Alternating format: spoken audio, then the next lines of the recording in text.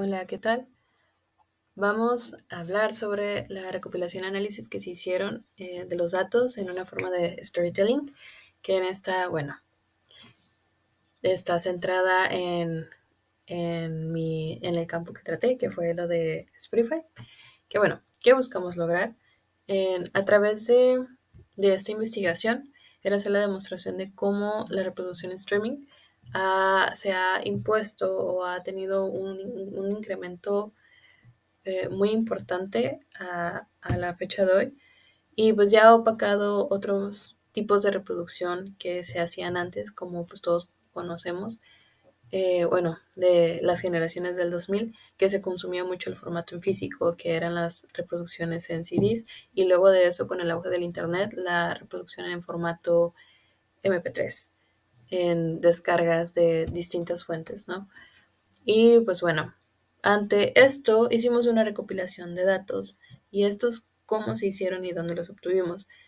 Principalmente fueron dos fuentes, que fue estadística y fue Exdata, y de estas se obtuvieron cifras que nos ayudaron a enriquecer el análisis que se hace, que en este caso fue del crecimiento de Spotify, que pues es una empresa que revolucionó el consumo musical a través del uso del Big Data muy favorecedoramente, porque exploró datos estadísticos al comportamiento del mercado, que en este caso dio con el clavo de que la música al final también tiene un fin social. Entonces pues más adelante vemos, o con los datos que recopilamos, cómo Spotify llega a la cabecera a comparación de otras plataformas de streaming, porque sabe cómo llegar a la interacción social o ofrece ciertas herramientas que hacen disfrutar de la música en ese sentido, ¿no?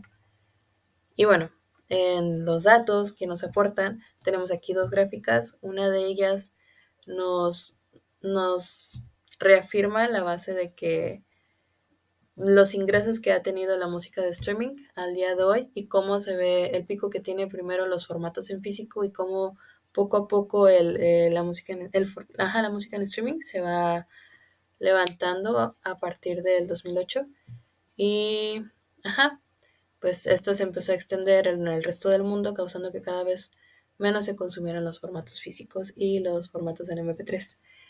Y la segunda gráfica es sobre que en la actualidad Spotify, a pesar de tener más competencia en esto del streaming, sigue siendo cabecera, predominando los consumidores de Spotify. A pesar de tener buenos rivales como YouTube Music y como Amazon Music, aún hay, como mencionábamos, cómo usa Spotify estos datos para poder ver de qué manera la gente puede disfrutar más de la música. Y bueno, también entre la búsqueda que se hizo, pues hubo obstáculos.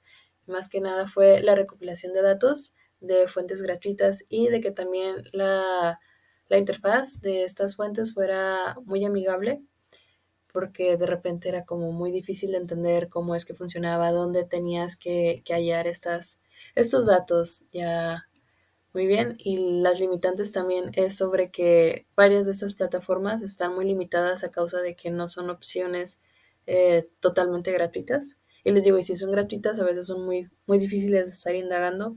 Entonces, en mi caso, las dos plataformas eran en las que me basé, eran de pago y estaban muy limitadas en cuanto a lo que te ofrecían.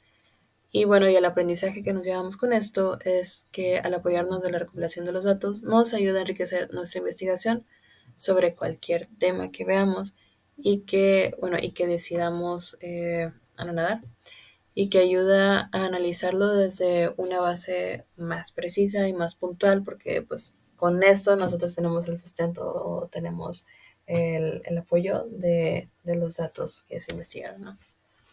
Y pues bueno, esto es todo. Muchas gracias.